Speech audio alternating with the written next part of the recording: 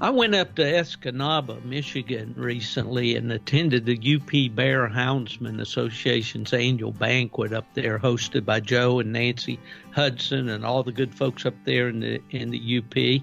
And I met our guest for today, Chris, and man, what a nice young man he is. It was a very enjoyable experience that I'm really anxious to share. Not anxious, I guess excited to share. Excited to share with our listeners today, you know.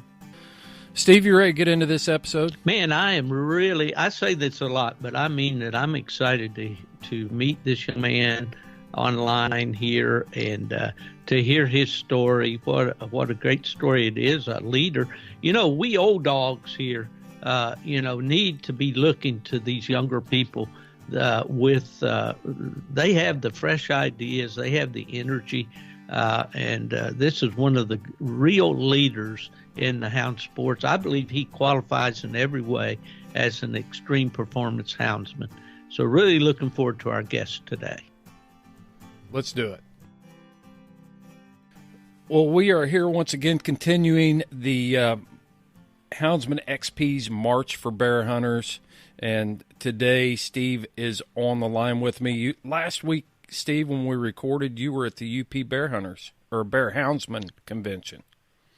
Yeah, up there at the UP Bear Houndsman Association with my good friends Joe and Nancy Hudson. We go back so many years, back into the, I'm going to say 70s maybe, with the National Plothound Association. And those folks are just golden to me. We've been friends for many, many years, and at the invitation of Joe and Nancy, I went up and attended that convention.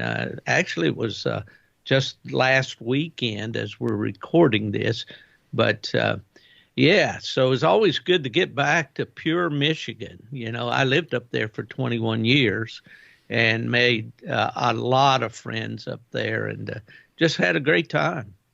Yeah, and you worked on a lot of issues there in Michigan with UP Bear Houndsmen and also the Michigan Bear Hunters Association, the Michigan Hunting Dog Federation. So just like everywhere you go, you find a lot of people to interact with and build relationships with. Well, you know, when I went up to Michigan in 1983 full time, you know, I was moving from West Virginia. There's a bit of a stereotype when you live in the South that people in the North are not all that warm and friendly. And man, did I ever find that to be untrue. I met some of the greatest people that I've ever known up there. I had some wonderful times up there. The hunting and fishing is phenomenal, as most people would know, and wrapped around all that are these great associations. And I was, very fortunate to serve on the board of the Michigan Bear Hunters Association while I was there, and that was one of the most rewarding of the jobs that I had while working there for UKC and for PKC. So I'm a big supporter of Michigan. Go Blue!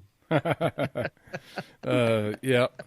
And we're going to continue with our theme for March, and that is March for Bear Hunters. And we want to talk about a little bit about this extreme performance tag that we have on the end of Houndsman XP. And, we want people to understand why that's there and why we interview the people we interview. So today's guest is a perfect example of what we consider, what we all should consider in our community as extreme performance. He's a dedicated houndsman. He steps up to the plate when there's a cause to fight for, and he's a leader among bear hunters in Michigan. And Steve, you want to do the honors of introducing and add a little bit to that? Well, absolutely, Chris. I had the privilege to meet this gentleman face-to-face at the UP Bear Houndsman Association meeting. Now, he may have been in the ranks of membership when I was with the Michigan Bear Hunters Association, but man, it was a great experience to meet our guest today, his family. I think there was 3 boys there, his beautiful wife, Courtney, and it just a real quality experience. And I'm really pleased that we have Tim Dusterwinkle with us today, the president of the Michigan Bear Hunters Association. Welcome, Tim. Thanks for coming on. You bet. Thanks, Chris and Steve, for having me. I'm looking forward to our conversation. Yeah. And I got to ask you a question real quick. Steve said something about not sure if you were in the ranks when he was involved with the Michigan Bear Hunters Association. Were you even alive when he was involved with the Michigan Bear? Well, I think so. Yeah, I just turned 50 last year, so I think I was alive. Okay. I was around, but Yeah. I was a member, and I joined the board of the Michigan Bear Hunters in 2008. So I'm not sure, Steve, when you left the board. 2004, Tim. 2004. Okay. Yeah, I was reminiscing with John Kreiderman up at the UP Bear Houndsman meeting, and we were talking about when we first met. And back in the day, the conventions were held at the old Knights of Columbus Hall in Gaylord, which was a fairly small place. And the first time I went up there was in 1983. That's just after I joined the UKC. And I went with my friend Dennis Paulson up to the first meeting. And, of course, I wasn't affiliated in any way with the organization then, but wanted to go there and meet a lot of bear hunters, which I did. So, yeah, it goes back a while for me. Yeah. Everything goes back a while for me. Yep. Well, one of my,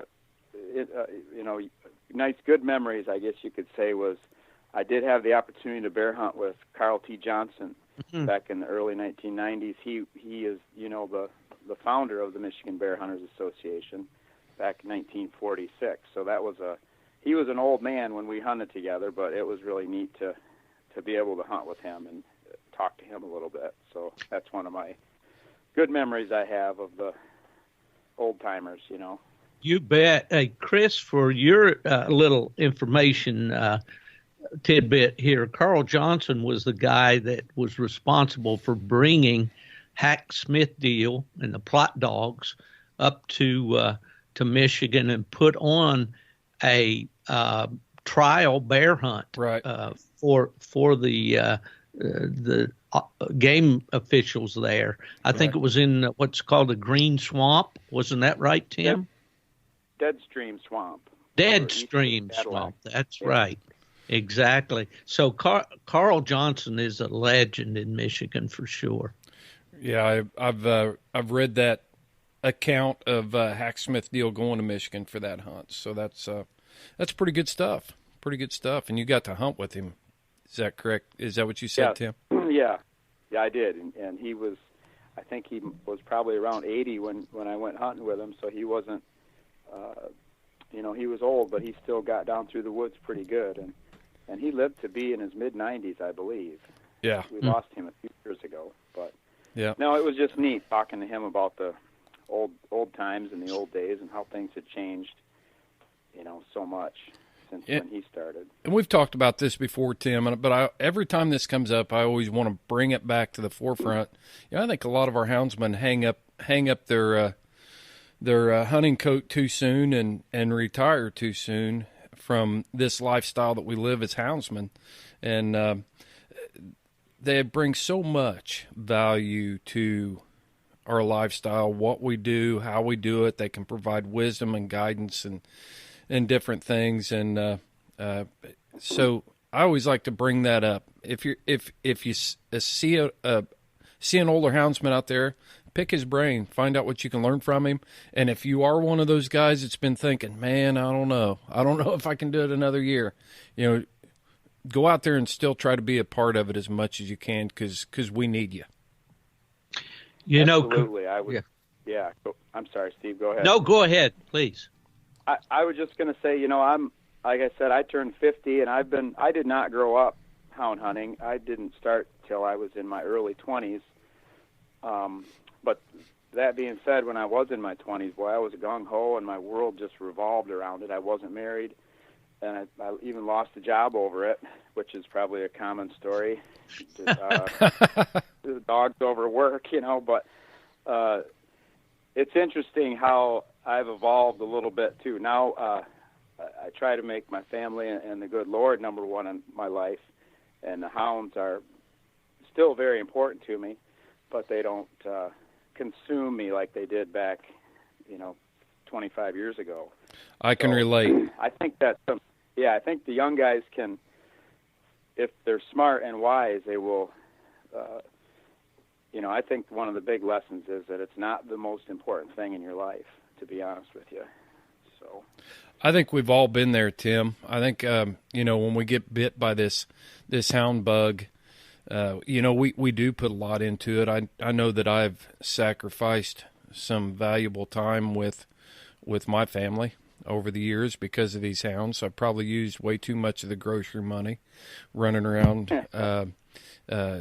hauling these hounds up and down the road and put unneeded stress on my family. But I've also got a lot of memories. I've got pictures of my daughter with her first bear, and we would make some annual trips to some breed days, plot days, for example, and so there are a lot of memories there and a lot of relationships we built along the way. So I think big picture, I don't have many regrets. Of course, my wife is sitting downstairs probably listening to all this and thinking, well, I've got a lot of them, but one of these days we're going to get her and the wives on the podcast. Yeah, I didn't want to, I should clarify, I guess. I have 3 boys. They're 5, 10, 11, and they come hunting with me all the time, and it's just great family time and hound hunting. And I'm sure you guys have talked about this before and with other guests, but it's the ultimate family sport because you don't have to sit still, you don't have to be quiet. There's lots of action. There's dogs. Kids love dogs. I mean, so we have a great time hound hunting. We just mostly bear hunt. Don't do any coon hunting, but the kids really love it, and I've really come to cherish that time with them in the woods. We have talked about that a lot, and it's not only a great family sport, but it's a great gateway sport for people that are thinking about getting into hunting. I've taken all kinds of people hunting with me, from CEOs of small companies or corporate CEOs and corporations, their kids.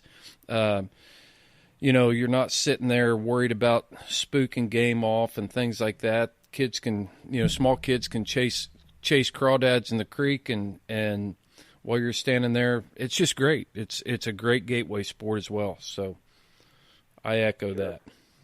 Well, that's one of the things I noticed when I went to Michigan and started going to the conventions and so forth, is that it definitely is a family sport in Michigan. I did most of my hunting in the southern Appalachians and Appalachians, excuse me. They'll kill me for saying. They will kill you for saying that. Appalachians. You've been. I'm talking like a flatlander now. But at any rate, the terrain is so rough there, and it's not as conducive to taking the kids along.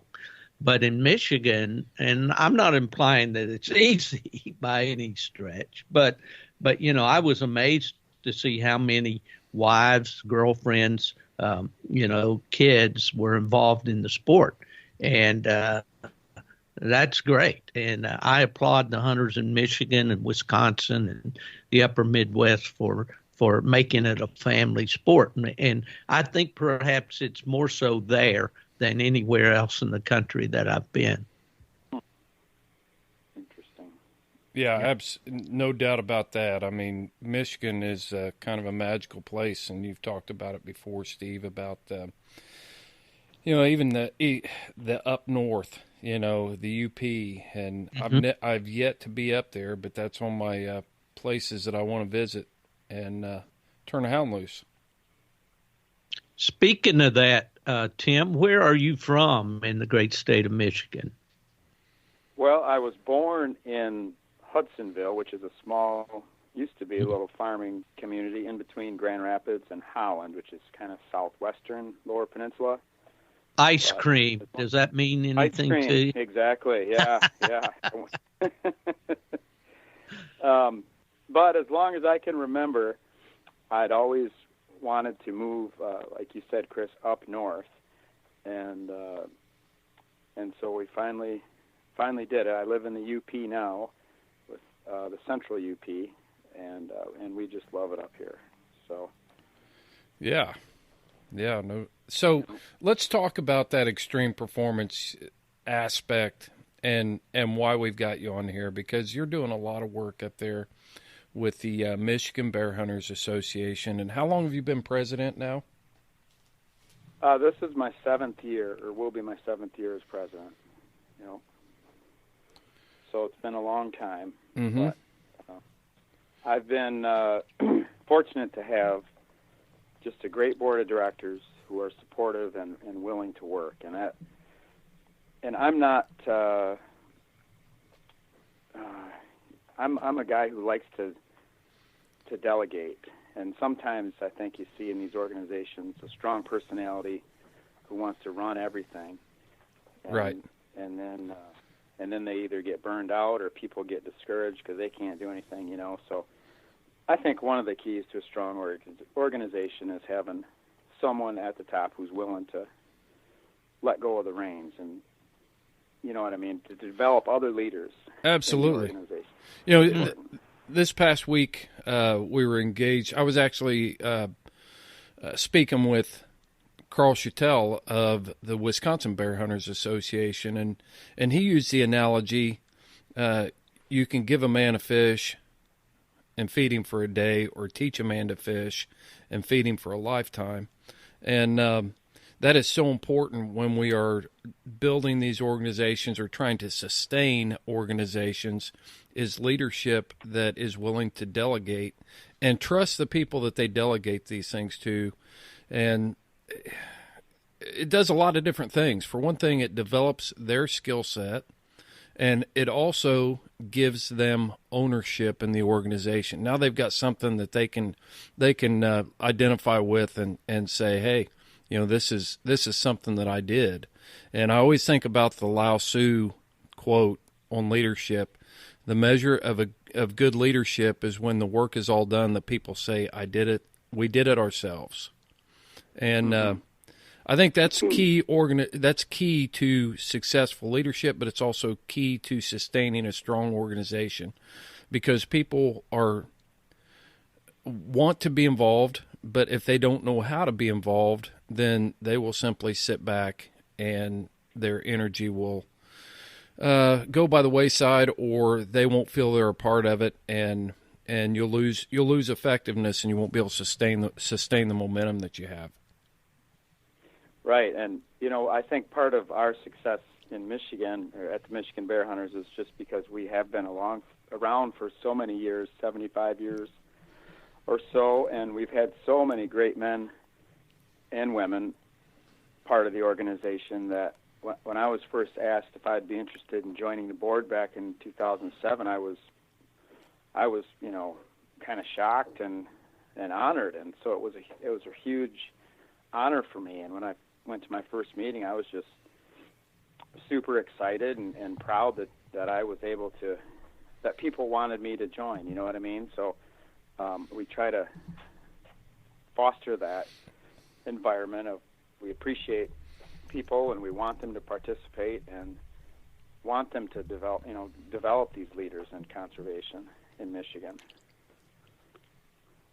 Does that make sense? Steve, yes, it does. Yes, it does. And we were kind of waiting for you to bring up that issue of conservation and talk about that part. Before we get there, though, real quick, I want to know what motivated you to get involved in the board of directors and then ultimately take over as the leader of the organization or the face for the organization, the president's job? What motivated you to do that? Why not just stay out and bear hunt and enjoy your hounds and things like that, Tim? Why did you feel like you needed to do that? Well, because certainly I have missed days in the field because of the organization. My duties to the organization have taken precedence over time in the field, which is a sacrifice that you make. But so the reason why I joined was back in 2007. I lost a dog. I had a dog killed by wolves in the UP while we had a bear treat, and that really made me angry, and I wanted to do something, and so I knew some of the directors, and I talked to them on the phone, and came to a couple meetings, and then they just asked me if I would be interested in, running for a director position, and I said sure. So that's how that all got started, how I got on the board that way. And as far as becoming president, that was just I don't know how. There wasn't really I was just real active and talked a lot, probably too much, probably in the meetings, and people just, asked Matt Pedigo, former president. He asked me if I would be interested in running to be his VP, so I said sure. That's how that. It wasn't like a calculated plan by me or anything. It just kind of happened, So you didn't have your political career in the Michigan Bear Hunters Association all mapped out from a young age, is what you're saying. Well, I can tell you Right. when I became the president of the Hoosier Tree Dog Alliance, it was because nobody else wanted to do it. So I'm glad to hear that there was some plan there. Steve, you got something? I heard you key up your mic there. You got something you need to say?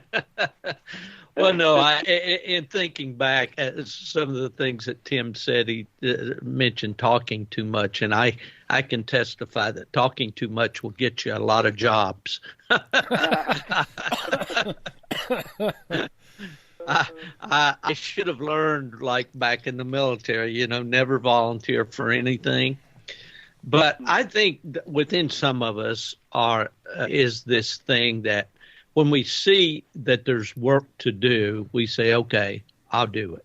If it's move this pile of gravel from point A to point B, give me a shovel, and I think that's within some of us. And there's certainly those that are cheerleaders and bystanders, and will stand back and say, you can do this, Tim, or you can do this, Steve. But those people are needed too, because they are more likely the people that come to the banquets and the conventions and buy the raffle tickets and support the organization that way. So it takes everybody doing it. But I think a passion was something that for the lifestyle was what motivated me over the years. And I think I hear that in your experience, Tim. And some of the and I can also echo what you said about feeling pride in being a part of that organization. We spoke of Carl Johnson, these pioneers, that formed that organization and made Michigan such a great bear hunting state. And then to be a part of that was a matter of pride for me. I had a job in Michigan that involved hounds and so forth, but it was a real honor for me to be asked to be on the board. And one of the most enjoyable evenings of my life, and there were many at those conventions. In a minute, I want you to kind of paint a picture of what a Michigan Bear Hunters Association convention or banquet is like and what it entails. But one of my proudest moments was, as a surprise, receiving the Sparky Hale Award. That was just one of a lifetime. I won't call it an achievement because I don't see that I did anything to deserve it, but I sure did appreciate it. Do you know any of the background on that, who Sparky was and why there's an award? I of course don't know the man, but he was a vice president in the Michigan Bear Hunters, and he died in 1950, I believe, in a car accident. From what I know, he was just a dedicated bear hunter, and dedicated to the organization, and they just established an award way back then to give to people who went above and beyond the call of duty, so to speak. And it's not a yearly award. I think the last time we gave one out was maybe 6 or 7 years ago, and that went to Matt Pettigo. But it's a rare award, or it's an award rarely given. So it's a huge honor in our organization. Well, I didn't mention that you got one, Steve. So I would like to say that, you know, it's a humbling thing for me to be president of this organization. And when I look at the people I have worked with, you know, Mike Thorman is super huge guy in Michigan. He's a great advocate, works so hard, hardest working guy that I know. And Bill Walker, when he was with the Michigan Bear Hunters before he retired, he was another great guy, tireless worker, really good thinker. I really admired his thinking skills. And then, you know, I didn't have the pleasure to work with you, but I hear lots of stories about you and Mike and Dr. Stinson going to the state capitol. So that's really what it is about. It's about, if I could talk just a little bit about our success. You know, we have lots of success in Michigan, and I think it's largely due to having leaders or directors or presidents who are focused on building relationships with people, and with relationships with people who are policymakers and decision makers. So that's either that's legislators or DNR people or other conservation associations. That's really how you have success. It's by, you know, really social networking, I guess. You know, people you know, and they respect you for the work you do, and you respect them, and they can support you. And we've really done a good job of that, I believe, over the years. So, Steve, you want to follow up there? Well, yeah. First of all, I want to say I didn't bring up that Sparky Hale Award to, you know, shine the spotlight on me. What I was trying to say is what a tremendous honor it was to me to be accepted. You know, as I said, you know, I came there as a expatriate, I guess, and you know, and was accepted by the people of Michigan, and that work was so rewarding, and you know, we went through some very tough battles. We went through some dark times, some dark hours when we really couldn't see the dawn, you know. Mm-hmm.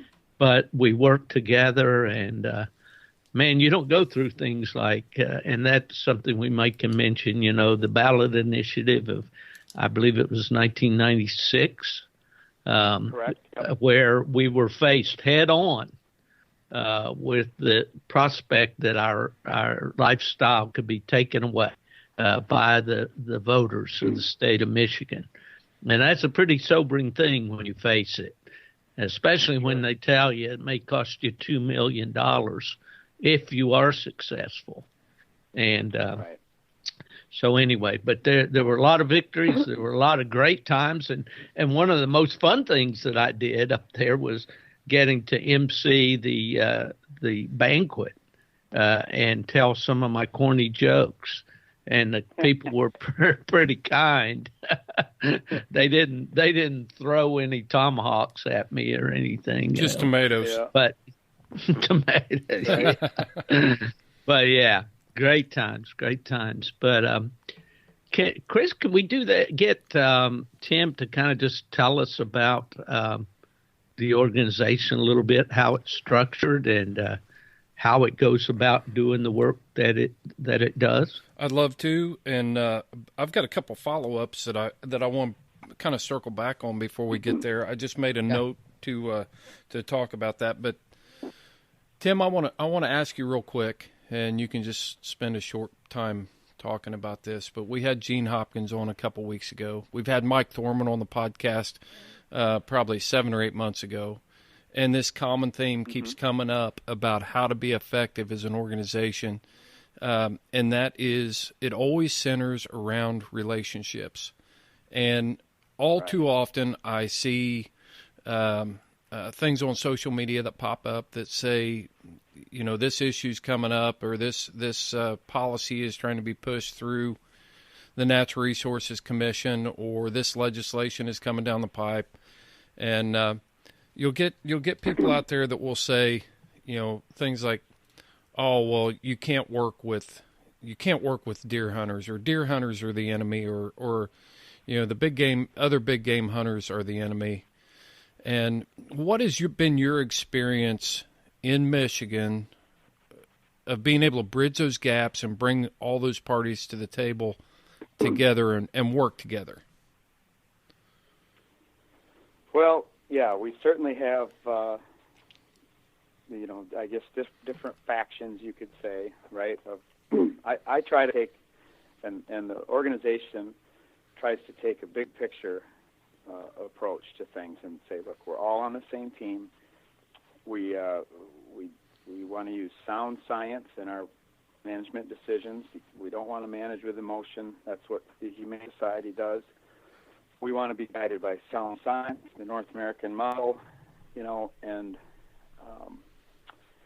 so we, in our organization, we're the Michigan Bear Hunters Association, so we have hound hunters who are members, and we also have bait hunters who are members. Mm-hmm. Now, I'm a hound hunter, but,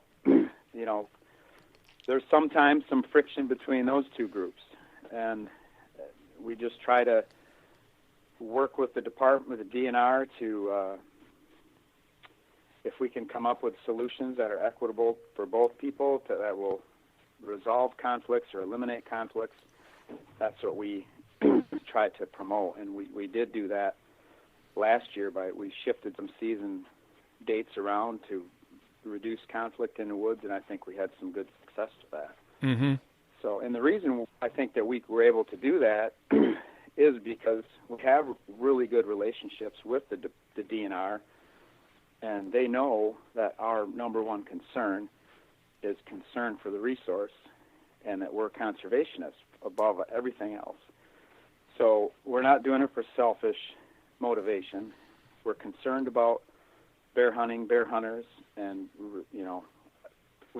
I know that hunters fighting among themselves is like the worst thing that can happen. So the animal rights people and the anti-hunters, they're always trying to divide and conquer. We can't do that job for them, So I think that, going back to that relationship thing, that's really the key thing. That when I call, or Mike Thorman calls the director of the DNR and says, look, here's the deal, here's what's going on, he'll answer his phone and he'll listen to what we're saying, because he knows us, has known us for a long time, and he knows that we have,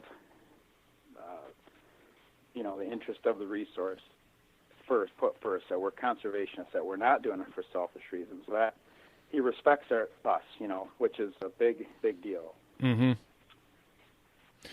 Well, how did you get to that point where the director of the DNR is actually, reaching out and calling you, says, hey, I need to call Tim on this, and give him the heads up? How did you reach that point? Well, with this current director, he worked in other organizations before his position with the state, so we just knew him from years ago, and that's the thing too. We develop relationships with people, and we follow up with them through their careers, I guess. So he was the director of MUCC, which is the largest, it stands for Michigan United Conservation Clubs, and they're a large organization in Michigan that's in Lansing, our state capital.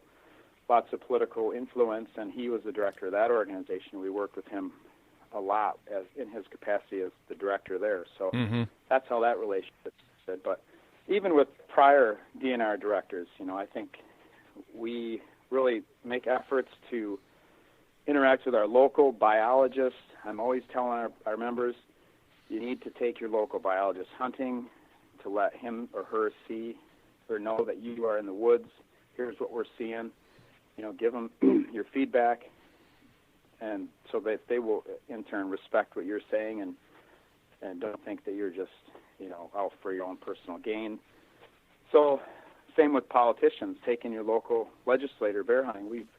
We've taken dozens of politicians hunting over the years, and we've really ramped that up the last 10 years, and that's paid some huge dividends in the state capitol. So when we go to Lansing and there's an issue, some legislation that we don't like, or that we think is detrimental to hunting or bear hunting, we can call these people up and say, listen, you came hunting with us, you understand this is bad for us, and it's just not true. So education is our big thing with our legislators and our DNR people. Just want them to understand the truth about hound hunting. And so, as you know, there's so much misinformation and just outright lies put out by the Humane Society about hound hunting. So that we really tried to educate our people in position of power. Yeah, if we do not control that narrative, if we don't know how to write that narrative, there are people out there who will write it for us. And sure. And we are the subject matter experts when it comes to hound hunting and the lifestyle that we live, and we can't afford for other people to write that narrative for us. So if we don't step out there and take control and ownership of that narrative, I guarantee you there's somebody out there that would love to write it for you, and they will fill it up with lies and twist it and bend it to fit their own agendas for things that aren't necessarily, they're not good for the resource at all. Steve, I heard you key up there. What you got? Well, as I was listening to Tim there, I can be a witness here of the conviction that his organization has for the wildlife resource to make sure that it's in good shape. I remember an incident, without going in all the details, at one time when the Michigan Bear Hunters was very active in challenging the game officials over the bobcat situation. As the houndspeople saw it, bobcats were not in good shape in Michigan, and the bear hunters, although they're not the Michigan Bobcat Hunters Association, they stood up and said, the resource needs some help here. So I can say with firm conviction myself that when Tim says that they're conservation first, that is absolutely true. And that's fundamental. Without the resource, what do we have? We got a lot of bear dogs, but we have no bears to chase. So, or we have policies in place or legislation in place that doesn't allow us to chase the bear. Well, absolutely. Yep. And I think that's the core right there of why these organizations exist. And if we could just get every state in these lower 48 and Alaska and Hawaii to understand, just how important it is to be proactive on behalf of the wildlife resource. What would have happened if Teddy Roosevelt hadn't been president? What would have happened if he hadn't stepped up? What would have happened if he had not been a hunter himself, but more than a hunter, a conservationist? Where would we wouldn't even have the North American model for wildlife conservation. So, the work that you're doing, Tim, and that Joe Hudson's doing, and Mike Thorman's doing, and the leaders of the Hoosier Tree Dog Alliance and all, they're vital. The work is critical that we do these things. And if our listeners are out there are in a state where they don't have an active association, somebody needs to get busy and get it started. And we'd be glad to help them do that. But anyway, I just testify to what you're saying to be 100% true, Tim. Thank you. Yep. Well, I've got a follow up to that as well. what you were saying there, Tim. So, we talk a lot about members and leaders. How does the Michigan Bear Hunters, how do you avoid letting people get lost in the shuffle? And what I mean by that is how do you involve your membership? You guys are, how much money do you typically raise at a banquet? And I don't know if you want to divulge that on a public broadcast or not, but ballpark figures. Yeah, ballpark. That's our largest fundraiser of the year, and it's normally around $50,000 that we net. So we normally get around 500 people to attend the convention, and we've really worked on that the past few years. To we have like kids programs with live animals come in. The kids can pet animals and pizza parties, and because kids are a big focus for us. Like I think Steve mentioned, at our convention there's a lot of kids, and we target the kids because that's it's a family sport, and they're the future of our sport. So we want to make sure that we involve the kids. Okay. Go ahead. I was just going to say we do a couple swim trials throughout the year, not as many as we used to do. And I know some people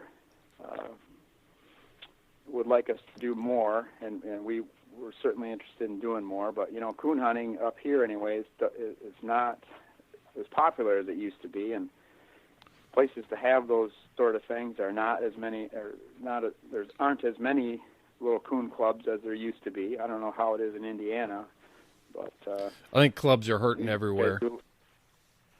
Yeah. Yep. So, but you're not doing all that work. I mean, tell us how you, as the president, direct this. I mean, we're talking $50,000 from a single convention, and most organizations out there aren't not building that kind of involvement from their membership. So when you start this journey to, you just finished up your convention. By the time this airs, you'll just finished up your convention. When are you planning for your next convention? Essentially right away. I mean, we have contracts with the resorts that we are signed already again for next year at the same place. So we're always talking about speakers at conventions. Like, for instance, I've talked to Bob Plott about coming next year. So he's planning to come next year to do a presentation about pot-hound history and just bear hunting history, I guess, really in America. And I think that will be a great.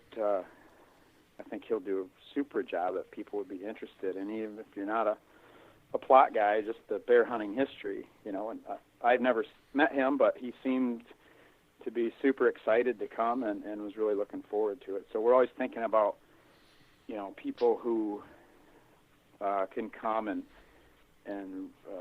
that our members would really be excited about. A couple of years ago, 2 years in a row, we had Clay Newcomb come. He's the owner, editor of Bear Hunting Magazine, and just a super good guy. And he came and shared his stories about bear hunting all over North America. And we actually hired him to come up to Michigan during the summertime during our bear dog training season and produced a video. He came hunting with, I think, 5 different groups. He went hunting with myself, with Mike Thorman, with Joe Hudson, Keith Huff, and just we talked about bear hunting and Michigan and how important it is, or hound hunting, I guess. So we got this really nice video made, and we produced 10,000 copies of these, and we hand these out to our legislators, DNR people, and just whoever wants one, just to educate them on bear hunting with hounds, or bear hunting history in Michigan. So just trying to find speakers that people, that they're interesting. This year we had a young lady, Morgan Francis is her name. She came and talked about growing up in a hound hunting family and her love and dedication to the sport of hound hunting for bear. So she, it's neat to see. I don't know how old she is. She's pretty young, in her 20s, but she's super dedicated and excited, and it's just neat to see her passion. Yeah, absolutely. No doubt. Steve? Well, Tim, just outline the way the your annual meeting takes place. Just kind of give us an overview, kind of a bird's eye view of the convention, like the one you just had. Sure. So on Friday night, we will have like a hospitality room where we'll have food available to people, and people just come and have a drink and mingle with fellow bear hunters, and just kind of a meet and greet, if you will. That's just super informal and good time. And then on Saturday, our convention is pretty much an all-day deal. It starts at 10 in the morning, and kids prizes, or the kids programs, and then we'll have our speakers throughout the day, various raffle prizes throughout the day. We give away lots of guns and Garmin tracking stuff, just lots of things interesting to bear hunters.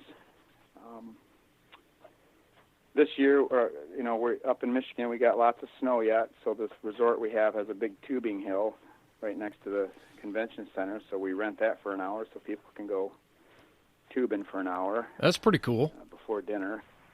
Yeah.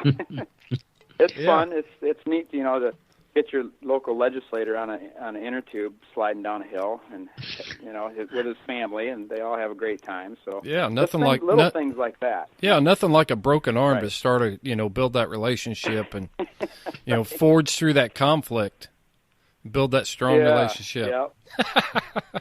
So then dinner at 6:00, and various speakers.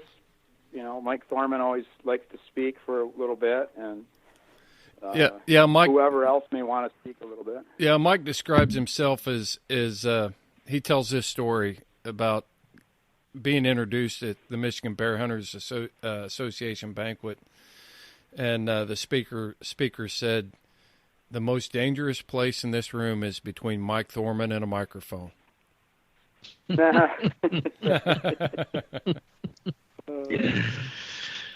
that's kind of the bird's eye view, I guess, Steve. We just have dinner and more raffles and prizes and whatnot, and just hopefully we can encourage people to open their wallets and support a good cause. And they do, for sure. As my recent experience, it'd been several years since I'd been in the UP for their banquet up there, and I think there were 62 guns that were involved in those raffles and so forth. And I know I looked on their prize list, and there were 140 prizes there in the general raffle, and the 10th item, every 10 items was a gun, and you get that for a raffle ticket. And of course, I didn't win anything. I'm the guy that helps build the pot, That's right. That's my job. But that's the most important job. Yeah. Well, yeah, really, it is. But those conventions are such fun, and of course, in Michigan, when cabin fever's setting in, you choose well to have those in March, and I think winter's wearing on a little bit for most of us, and of course, coyote hunting, I think, is an activity that most of the bear hunters take part in. And I know a lot of our listeners would like for us to do a segment on coyote hunting. Is that something you enjoy with your hounds, Tim? I did when I lived in Lower Michigan. I don't up here, and I don't, partly because the older I get, the less I like winter. But the other part is it's some just bigger country, and it requires hunting off snowmobiles, and it's just a lot of work. Bobcat hunting is a little bit easier for me, so I do a little bit of that. But certainly coyote hunting is just booming in popularity in Michigan. And but along with that come its own set of issues, trespass being the biggest one of those. I've long said that I certainly fear another ballot referendum like we had in '96, but I fear the trespass issue more, and I'm always trying to tell people to just really use your head, especially coyote hunting downstate in the populated areas. That you can't just roll up into somebody's driveway and jump out. And Iowa just defeated their bill, but the stipulation on that defeat was the stakeholders have 1 year to come up with a resolution on how to resolve the issues of trespass out there in Iowa. So there is a group out there right now that is forming to try to accomplish that. Vermont is one of those states that has had challenge after challenge in the Northeast there, and if I recall correctly, it's very similar to the Iowa bill where a houndsman is going to need permission prior to his hound entering private property, and that's just mission impossible for a houndsman to do unless they do a lot of legwork up front. And I'll shift this over to some of my personal experience as a conservation officer. And we have a group here locally that runs coyote hounds. And during their off season, during the summer months, they go around and talk to landowners, and they get written permission to chase coyotes on their property. The leader of the group keeps those permission slips in a binder, and so he has page after page. And I bet there are when I saw it as a conservation officer, I was talking to him on the road, and of course, oh my gosh, the game warden's here, what's going to happen? And then they find out that I've got a job to do, but I wouldn't mind listening to some hounds. And so I build that relationship with the leader of that group because I'm a houndsman at heart. I wanted to listen to some coyote hounds run. But then when I started talking to them more and I saw they were doing their due diligence to avoid conflicts with landowners, and invariably every year I would get a call from somebody that owned 5 acres or 3 acres, and they were concerned about coyote hunting in their area and things like that. And I was able to, as the problem solver, the conservation officer they're talking to, I was able to diffuse a lot of that by saying, have you ever stopped and talked to those guys? Well, no, I've never talked to them. Well, then you don't know that they have a binder with 150 landowners in your neighborhood to chase coyotes. So occasionally this is going to happen. However, they are working very hard to do the right thing. So that's just a side story to how people can be effective up front, be proactive, and do their due diligence, because some of this stuff is going to happen. And I can't help but believe, and I'm putting on my tinfoil hat here for the conspiracy theory, that this is a flanking maneuver by the anti-hunting crowd to, if they can't defeat hunting, let's take away their ability to hunt, through dog legislation and things like this. Yeah. While you were talking, Chris, I was thinking about something else too, and that was that I always try to like when I moved here, I searched out the game warden because I wanted to introduce myself and tell them that, I don't want to have a bad relationship. Let's be friends. And, that's, in my opinion, that's the way it should be. Not a bad relationship, but a good relationship. The game warden can be your friend, I think. And on the other side of that, too, is the biologists, local biologists. I think that a lot of these young people coming out of colleges, like in our state, Michigan State University, has a huge biology program, and I would like to set up some sort of program to interact with these biology students or kids graduating from these programs before they join the DNR. Right. To come hunting with some bear hunters, to understand what it is, because I think that these kids are being indoctrinated in school, in these public schools, about how hunting is bad, and so it's a little bit overwhelming. But I think if we could have some sort of interaction with these biology students too, that would pay dividends when they actually get jobs managing our wildlife, that they understand what we do and where we're coming from. And I would just add this. Wildlife professionals, especially the game warden, is often tagged as the boogeyman. And since I'm not drawing a paycheck, I can be brutally honest. When I got hired in 1990, houndsmen were villainized as the enemy. They're outlaws. They don't care about landowner rights, and it was just a common theme among the conservation officers, to the point where they knew I was a houndsman, and going through this boot camp style training program to become a conservation officer, then I had to endure a lot of that stereotype and things like that. But a lot of that has changed, and one of the ways that we changed it here in Indiana was because I was an officer and I was in charge of recruit training.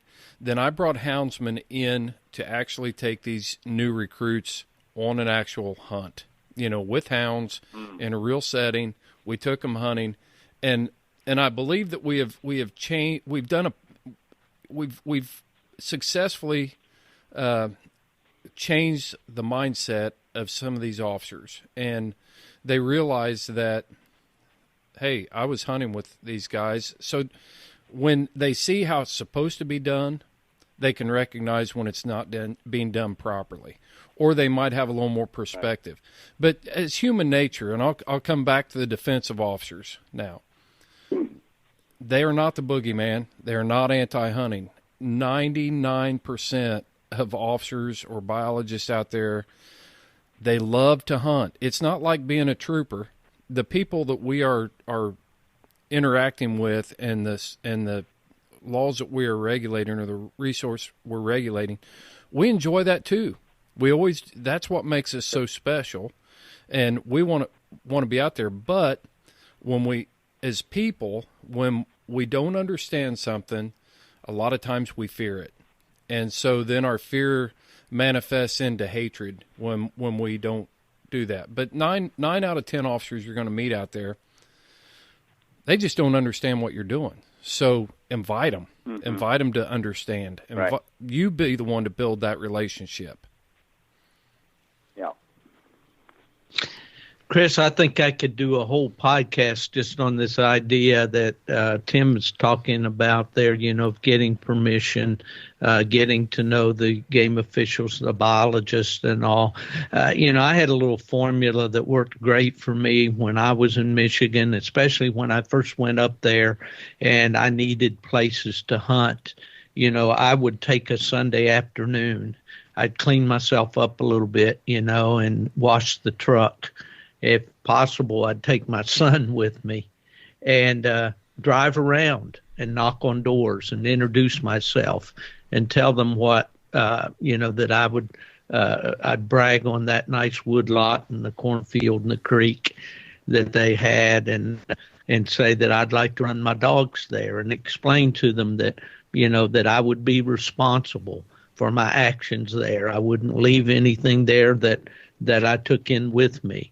And on and on. And I had, at one time there, I had 30 numbers of landowners within about 10, 12 miles of my house that I could go run a dog, and so, that's the sort of thing I think that we need to be doing, not assuming, I've heard the old saying, well, I'll hunt there until I get run out and then I won't hunt there anymore. No, we can't have that attitude at all when it comes to finding places to hunt, because that's probably the number one deterrent to hound hunting in the country today. And these trespass and these antis know this. They know this, and that's why they're introducing these kinds of bills. We used to say, and this will, I'll backspin a little bit here. Chris mentioned working with Dr. Stinson and Mike Thorman years ago, but we had a thing there that, we would speak for those who couldn't speak for themselves, and that was our dogs. But when I've totally lost my train of thought right there. Pick this up, Chris, and go. But I had a gem. I had a gem I was going to lay on you. I mean, a 5-carat baby. Okay. Yeah. But it had to do with that work. Oh, and recreational trespass work that we did back in the day and so forth. It'll come back to me. Yeah. Okay. Yeah. Well, Tim, let's circle back, because I want to talk. I do want to talk a little bit more about the Michigan Bear Hunters Association, but I want to break it down. So, to be a successful organization, you've got a lot of people that are surrounding you. What types of people do you look for that are going to be effective board members, who are going to be people that can have leadership roles? A lot of times I think we get focused on, we need so-and-so because they're well known. Gene Hopkins talked about this. We want to get the all-star bear hunter, or we want to get this guy involved because they can bring a lot to the table. But what do you look for as a president when you're looking for people that need to step up and fulfill a role within the Michigan Bear Hunters Association? Where are you going? Well, first of all, let me just explain how our organization is structured. Of course, we have a president, vice president, and our board consists of 20 directors, and then the past 5 immediate past presidents. So we have a pretty large board, and so it's 27 people. So I would respectfully disagree a little bit with Gene about getting the. I don't necessarily, as the president, it's fine if they are great bear hunters, but that's not my number one priority. Is to be a director, you don't even have to be a bear hunter, in my opinion. You need to be a conservationist, and what I want on the board is smart people that understand the issues and see the big picture. And because we have significant membership, significant funds in the bank, and I want to be responsible in managing that, and I want to be effective in what we do, especially in Lansing, in our state capital, in interacting with the DNR. I want to make sure that we have, intelligent people, and that sometimes, I mentioned Bill Walker earlier. He was a longtime director and past president of Michigan Bear Hunters. He lived in southeastern Michigan, down in the Detroit area, and he loved to go bear hunting, but I don't believe he ever owned a dog. Right. He liked to go along, and he did a lot, went hunting a lot. But he was a super smart guy, or is a super smart guy, and a big thinker, and those are the kinds of people that I want in the organization, not who's got the toughest pack of bear dogs around. That doesn't translate into success in the state capital. Yeah, and I didn't do a good job there of clarifying Gene's comment on that. He agrees with you.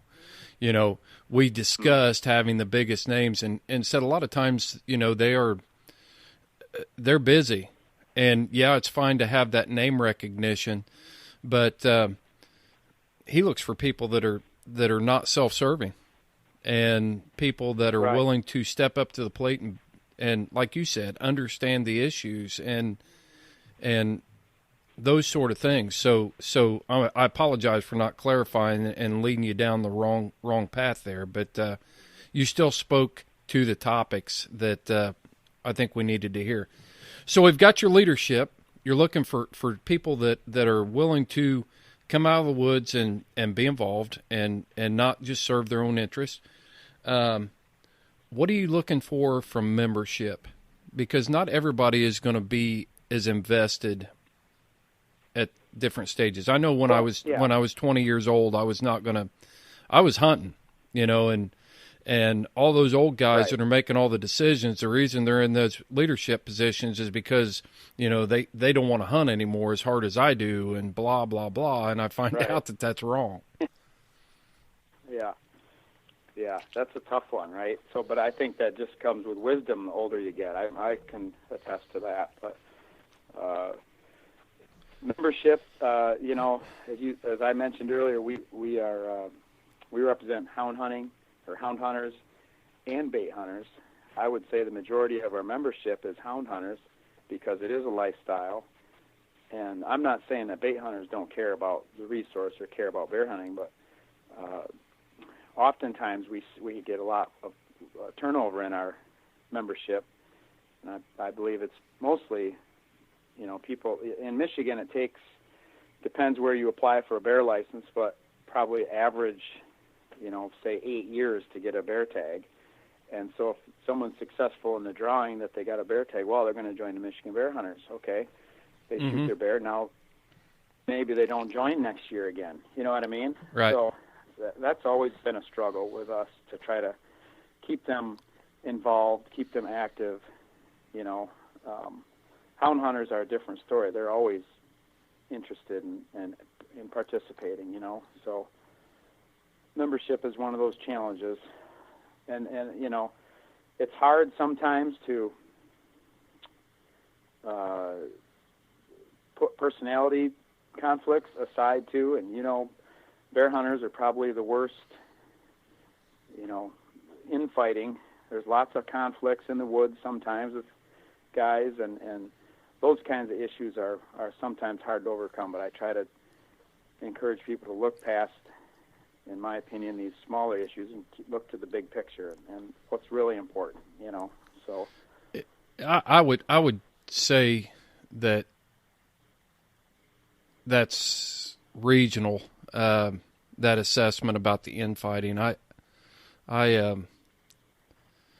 since we don't have bear hunting here, deer hunting is king. But man, I'll tell you what, I felt like that come the opener of deer season, I needed to hang up my uniform shirt and my gun belt and trade it out for a striped shirt and a whistle because I felt like a referee. There's conflicts at every level of hunting, and man, we've got to put that aside. You look at the hunting picture as a whole, there aren't enough of us to be fighting among each other. I don't care if you're shooting a recurve or a compound, or you're hunting with a walker and I'm hunting with a plot, or in my case, everybody hates blue ticks. So, it's one of the it's one of those deals that we just can't afford. We need to celebrate that people are out there doing and so when you're looking for memberships, just give us the president's message right now from the Michigan Bear Hunters Association. What do you need from your membership to remain effective as an organization and to sustain this thing into the future? Oh, well, I would say we need first and foremost, we need participation. We need people to join either our group or the UP group or the Hunting Dog Federation. We need you to join. We need your financial support, but most of all, we need action and we need participation. When we say we need you to call your local legislator, that's the kind of stuff that is really impactful. Or we say there's an important meeting at the state capitol, can you take a day off work and come on down for that? And when we can fill up a room with just 50 or 60 people, that speaks volumes to these legislators because people normally don't do that kind of stuff, And the bear hunters, we've really enjoyed great success with that. So that's the biggest thing. Join the group, support them financially because we also spend money on, lots of different things to support our groups and hound hunting and bear hunting. But participation and being active and willing to do those things. Yeah, I want to comment on that right there, and then Steve, I'll kick it over to you. But I want to paint a picture on this participation thing. You hold this annual convention, and you do all this planning. You get your speakers in place, and I want our membership to kind of, or our listeners right now that are sitting out there thinking, well, I don't belong to an organization. And you talk about participation. Maybe you're not the guy that can afford to go and buy the $1,000 print, okay? But you need to keep in mind that these organizations, to be effective, they need to draw in that key legislator or that DNR official that's going to be making decisions for their lifestyle in the future. And you think, well, I'm not going to go. So your organization is doing all these things to bring in somebody from the outside and expose them to houndsmen. And that legislator walks in and there's 20 people sitting in the room. You've already built it up as the leader of the organization. You know, we've got 5,000 houndsmen in the state of Indiana. And come time for the banquet, and you look around the room, and this legislator is standing up there, and he's talking to 20 people. What kind of message does that send back to this legislator? You know, is he really going to take you serious? So even participation is just simply go to your banquet, go to your convention. Numbers speak volumes. You know, these guys all need votes, and they want to see that. And if you can afford $5 for a raffle ticket, spend it. But if you can't, just go and enjoy an evening. You're still doing your part. Right. Steve? Well, thinking as you're talking there, my recent experience at the UP Bear Houndsman and seeing the representation there were 2 state representatives there. I believe one a senator, one a representative. The assistant director of the DNR was there. The president or the director of the Michigan United Conservation Clubs was there.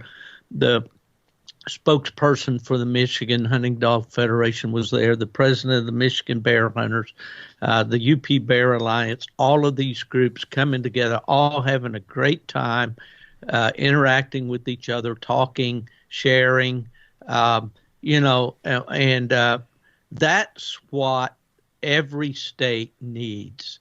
If you're out there and you're thinking about, I need an organization like that, well, just pick up the phone or get in touch with us and we'll put you in touch with these people. They'll be more than willing to share with you. I'm sure, Tim, if I had somebody in the state of Iowa that wanted to form a strong organization, I could give them your phone number and you'd talk to them about it, right? Absolutely. Yep. Yeah. See, we have to interact. You know, back in the days that UKC started this SCAN, we called it State Canine Awareness Network. The idea was in every state there's an organization. Each one of those organizations is a watchdog for any legislative activity that's going on in that state.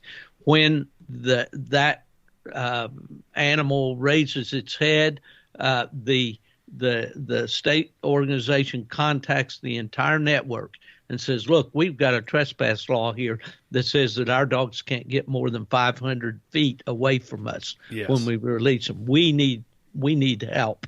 Oh, well, look here. These guys in Iowa just defeated a bill similar to that. Let's plug you into those guys over there, and they can help you. And if that doesn't work, get back to us, and we'll find someone else. And network, all of us. You know, it takes all of us working together.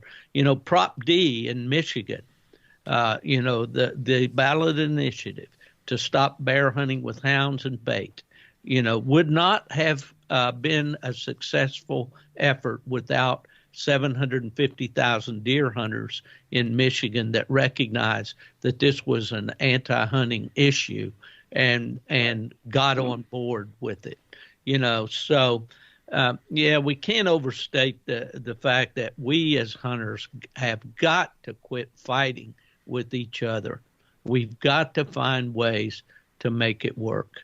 And Tim, you're doing such a great job up there. You and Joe and Mike and all the people in Michigan. You're an example for the whole country, really. And I just commend you wholeheartedly for what you're doing up there, because we simply have to quit fighting amongst each other. Yeah, I really appreciate those comments, Steve, and I wholeheartedly agree with you. And I would just like to add, just to plug our organization a little bit more, is that another reason, in my opinion, that it's important that we have infrastructure in every state where there is hound hunting is that we can help each other when we come under attack. So right now in Michigan, we're okay right now, but since 1996, that's not including the money we spent on that initiative, but since then, the Michigan Bear Hunters have spent over $400,000 in issues around the country. I mean, from Alaska to California, Florida, Delaware, New Jersey, Maine. We've spent lots of money around the country helping mostly bear hunting issues, but I mean, we even spent money in dove hunting in Ohio a few years ago. So, and the U.S. Sportsmen's Alliance has been a great partner for us also. So it's important that we support other organizations around the country, because then if we ever need help, they will be willing, hopefully, to help us, So it's in everyone's best interest to have active state organizations. No doubt about that. And we don't want it all to be doom and gloom. There's a lot. Gene Hopkins and I, when we did our interview, we talked about there's a lot of good things happening for hunting in general. And especially in the hound lifestyle, when you scroll through social media, I see a lot of younger people who are getting out there and getting after it, and doing their best to live life to its fullest with their hounds. And they're doing a pretty good job overall of representation and of this lifestyle for us. And we need to embrace them, bring them in, make sure that we're not shunning those people, because they're going to do things different than the way I would have done it. But at the same time, we got to make sure that these people like you, people like Steve, people like me, we've tried to build this big boat, okay, that's going to carry us across these stormy seas. And we need everybody on that boat. There's no doubt about it. But at the same time, we can't afford to have people shooting holes in the boat, so I'm not going to... From the inside? Yeah, from the inside. Right. And we can't afford for people to be doing things like that. You talked about 750,000 deer hunters, Steve. So what kind of support would you have had if you had, half 1,000 houndsmen out there that were trespassing or shooting from the road, or totally disregarding all of that sort of stuff? They're going to be saying, let's get rid of this. So, but I did it again. I went to the doom and gloom side. I want to talk about a little bit. I wanted to give you the opportunity to wrap this up. But Mike Thorman, he described the Michigan Bear Hunters Association as a wild Polish wedding with guns, and it's a party, and you guys are there to celebrate your success, but also to plan for success in the future. So, real quick, if somebody's gonna take in time and put some time on the road to come and support your organization, what do they expect when they walk in? Well, Mike's convention is a little bit wilder than ours. I'll give him that. There you go. All right. That's okay with me. Yeah. We do have, like I say, 500 people normally around there attend, and we're averaging like 10 state legislators and DNR officials, so lots of important people to interact with who are actually eager to interact with our members. They enjoy conversations with our members, so that's a good opportunity to interact with decision makers, and lots of prizes. I mean, really, that's exciting. We give away tons and tons of stuff. Probably close to $50,000 worth of prizes. So just come and support a great cause. I would say help us to continue to be successful and influential. And bring your clothes and go tubing. Steve, go ahead. No, I'm hearing you talk about your convention. I'm not hearing anything about the bear stomp. Yeah, we have not done that for quite a few years, Steve. There used to be a dance on Friday night was called the bear stomp. A fun time was had by all. Let's just leave it right there. I tell you what, Tim, people are looking ahead. I realize this podcast is airing after your convention has taken place. But if you're out there in the upper Midwest, put it on your calendar for March of next year to go to the Michigan Bear Hunters Association convention, go to the UP Bear Houndsman banquet, go to the Michigan Hunting Dog Federation. You'll go there, just like me last weekend up in Escanaba. I met a gentleman for the first time. His name is Buck Tice. Buck is a bear hunter. Buck has been through 2 surgeries already for brain tumors and is facing a third. The guy's got a great attitude. You can tell he's a houndsman. There's nothing pretentious about him. I don't know Buck's whole story and all, but I really enjoyed meeting him, talking to him, a first-time acquaintance to me. Then Rick Grunch walks up to the table. I've known Rick forever. He's been one of the most active bear hunters, breeders of plot dogs for bear hunting, hunted with the legendary Leroy Howe back in the day and all that. Renewed old acquaintances with Rick. And then John Kreiderman, he's a Michigan bear hunting icon, has traveled all over the country hunting with his buddy Mel Gunsfiller. All these guys, all this networking, all this interaction combined with the fun, of the raffles, the expectation, the jokes, the speakers learning about the bear resource. What times a year do the black bears den in the state of Michigan? What do they eat at different times of year? Cody Norton, the bear biologist, had videos up there, a camera put on a bear. And you could actually see what bear was eating at the different times of the year. Really interesting stuff. And then, a great meal, a great time. And what is it all about? It's about guarding the gate, as our friend Clay Newcomb says. It's about protecting this for the future. Assuring that this great lifestyle goes forward, not only moves forward, but grows and expands to the point that no anti-hunting organization would even think about attacking us. That's what the goal is, I believe. That's what you can expect if you get involved with one of these great associations. I'll get off my stump, but man, I think this is important stuff. Well said, Steve. Thank you. Yeah, Steve, Tim, have you got any departing comments or thoughts you want to share before we wrap this up? Not really. Just I really appreciate being able to come on your podcast. I respect what you guys are doing, and wish you well. I hope we can really grow this. And I was just thinking while Steve was talking that I think if it's all right with you, I would like to add a link to Houndsman XP on our Michigan Bear Hunters website, and maybe we can get some more listeners and more people involved.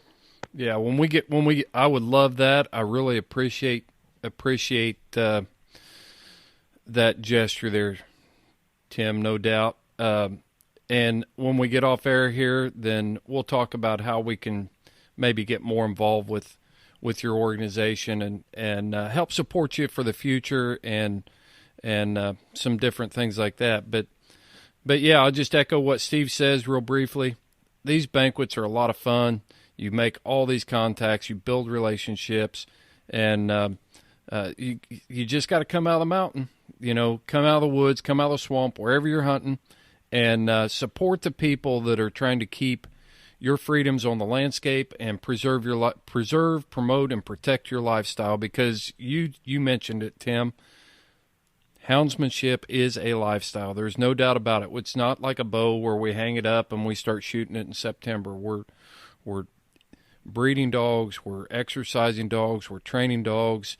Our sport and lifestyle is centered around a living, breathing creature, and that's our hound. So good work up there, Tim. I'm fully convinced that you are a Houndsman XP, Xtreme Performance. So really appreciate it. One thing, if I could, Chris. Yes, sir. I would just like to say that there is absolutely no doubt in my mind that if the Michigan Bear Hunters, UP Bear Houndsmen, and the Hunting Dog Federation, if we were not in existence, there's no doubt in my mind that bear hunting, and probably most hunting with hounds, would not be legal in Michigan. So, I would encourage people to, like you said, come down off the mountain, come out of the swamps, join any of the three organizations. Just join all three of them. It's vitally important to protect this sport, because without them, and guys like Mike is such a workhorse for us, Mike Thorman. Without men like him, we'll lose it, and we need to support these organizations. So I just really encourage people, to join and support. And Mike, I'm not trying to be disparaging towards Mike, but he's no spring chicken. And no, right, exactly. And somebody is going to have to step up and fulfill that role, and that person is listening to this podcast right now. So I'm throwing out the challenge for somebody out there to contact Mike Thorman or you or Carl Chattel or Joe Hudson. Yeah, and find out how they are doing what they're doing and get involved now. Because by the time you're ready to take over the reins, you're going to need to get started right now. Yep, that's right. Steve, you want to wrap it up? Well, it's been a good visit with you today, Tim. I've really enjoyed it, and I think that our listeners certainly would. And I hope this has been encouraging to those of you in other states besides Michigan or Wisconsin who may be struggling with getting an association going. We're here for you. We'll help you, give you some ideas, put you in touch with the right people. Tim, we have a tradition on the podcast. Anytime we're ready to turn these hounds loose, in the words of a West Virginia bear hunter, you follow your hounds, and I'll follow mine. I thought you were going to make me sing a song. What's that? Bear tracks everywhere I look? That one. I'm not going to edit that out. I usually cut it off right after the you follow your hounds, but I'm going to leave that part in.